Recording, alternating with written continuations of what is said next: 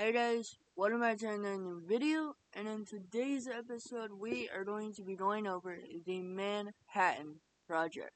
Don't subscribe just yet, I will earn your subscription by the end of this video, and don't leave a like just yet. Watch the video all the way through, and then if you actually like the video by the end, make sure to leave a like. Alright, let's dive right in. The Manhattan Project was the code name for the American-led effort to develop a functional atomic weapon during World War II. The controversial creation and eventual use of the atomic bomb engaged some of the world's leading scientific minds, as well as the U.S. military, and most of the work was done in Los Alamos, New Mexico, not the borough of New York City for which it was originally named. The Manhattan Project was started in response to fears that German scientists had been working on a weapon using nuclear technology since the 1930s, and that Adolf Hitler was prepared to use it. The agencies leading up to the Manhattan Project were first formed in 1939 by President Franklin D. Roosevelt after U.S. intelligence operatives reported that scientists working for Adolf Hitler were already working on a nuclear weapon. At first, Roosevelt set up the Advisory Committee on Uranium, a team of scientists and military officials tasked with researching uranium's potential role as a weapon. Based on the committee's findings, the U.S. government started funding research by Enrico Fermi and Leo Szilard at Columbia University, which was focused on radioactive isotope separation, also known as uranium enrichment, and nuclear chain reactions. The Advisory Committee on Uranium's name was changed in 1940 to the National Defense Research Committee, before finally being renamed the Office of Scientific Research and Development, OSRD, in 1941 and adding Fermi to its list of members. That same year, following the Japanese attack on Pearl Harbor, President Roosevelt declared that the U.S. would enter World War II and align with Great Britain, France, and Russia to fight against the Germans in Europe and the Japanese in the Pacific theater. Please don't make fun of me of how I say theater. I have problems speaking. The Army Corps of Engineers joined the OSRD in 1942 with President Roosevelt's approval, and the project officially morphed into a military initiative with scientists serving in a supporting role. The OSRD formed the Manhattan Engineer District in 1942 and based it in the New York City borough of the same name. U.S. Army Colonel Leslie R. Groves was appointed to lead the project. Fermi and Szilard were still engaged in research on nuclear chain reactions, the process by which atoms separate and interact, now at the University of Chicago, in successfully enriching uranium to produce uranium-235. Meanwhile, scientists like Glenn Seaborg were producing microscopic samples of pure plutonium, and Canadian government and military officials were working on nuclear research at several sites in Canada.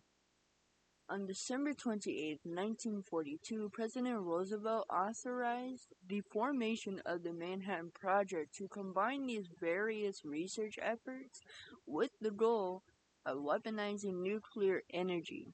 Facilities were set up in remote locations in New Mexico, Tennessee, and Washington, as well as sites in Canada, for this research and related atomic tests to be performed. Theoretical physicist J. Robert Oppenheimer was already working on the concept of nuclear fission, along with Edward Teller and others, when he was named director of the Los Alamos Laboratory in northern New Mexico in 1943. Los Alamos Laboratory, the creation of which was known as Project Y, was formally established on January 1st, 1943. The complexes where the first Manhattan Project bombs were built and tested. On July 16th, 1945, in a remote desert location near Alamogordo, New Mexico, the first atomic bomb was successfully detonated, the Trinity test, creating an enormous mushroom cloud some 40,000 feet high and ushering in the atomic age. Scientists working under Oppenheimer had developed two distinct types of bombs, a uranium-based weapon called the Little Boy, and a plutonium-based weapon called the Fat Man.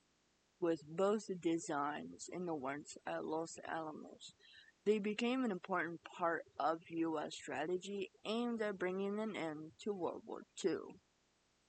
With the Germans sustaining heavy losses in Europe and nearing surrender, the consensus among U.S. military leaders in 1945 was that the Japanese would fight to the bitter end and force a full-scale invasion of the island nation, resulting in significant casualties on both sides. On July 26, 1945, at the Potsdam Conference in the Allied-occupied city of Potsdam, Germany, the U.S. delivered an ultimatum to Japan: surrender under the terms outlined in the Potsdam Declaration, which among other provisions called for the Japanese to form a new democratic and peaceful government, or face prompt and utter destruction.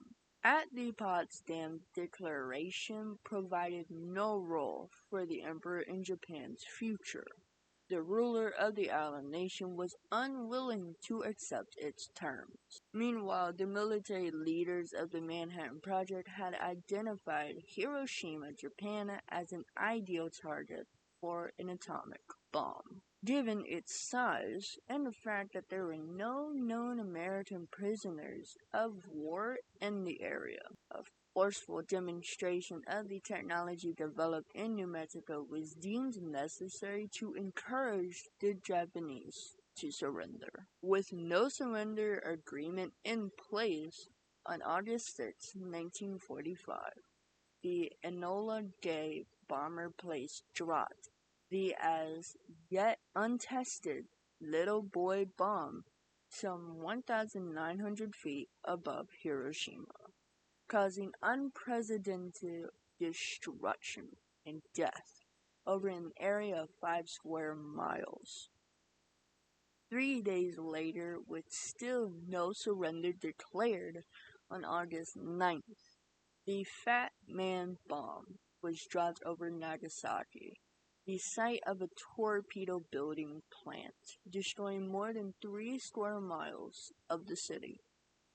The two bombs combined killed more than 100,000 people and leveled the two Japanese cities to the ground. The Japanese informed Washington, which following Roosevelt's death was under the near leadership of President Harry Truman, of their intention to surrender on August 10th, and formally surrendered on August 14th, 1945. With the development of weapons designed to bring about the end of World War II as its stated mission, it's easy to think that the story of the Manhattan Project ends in August 1945. However, that's far from the case. Following the end of the war, the United States formed the Atomic Energy Commission to oversee research efforts designed to apply the technologies developed under the Manhattan Project to other fields. Ultimately, in 1964, then-President Lyndon B. Johnson put an end to the U.S. government's effective monopoly over nuclear energy by allowing for private ownership of nuclear materials. The nuclear fission technology perfected by the Manhattan Project engineers has since become the basis for the development of nuclear reactors, power generators, as well as other innovations, including medical imaging systems and radiation therapies for various forms of cancer. And that's gonna do it. So I hope you guys enjoyed this video about the Manhattan Project. And if you made it all the way to the end and you actually liked the video, make sure to leave a like. And if I earned you a subscription, make sure to subscribe. It really helps me out to let me know you want to see more just like this. And yeah, I will catch you guys in my next video.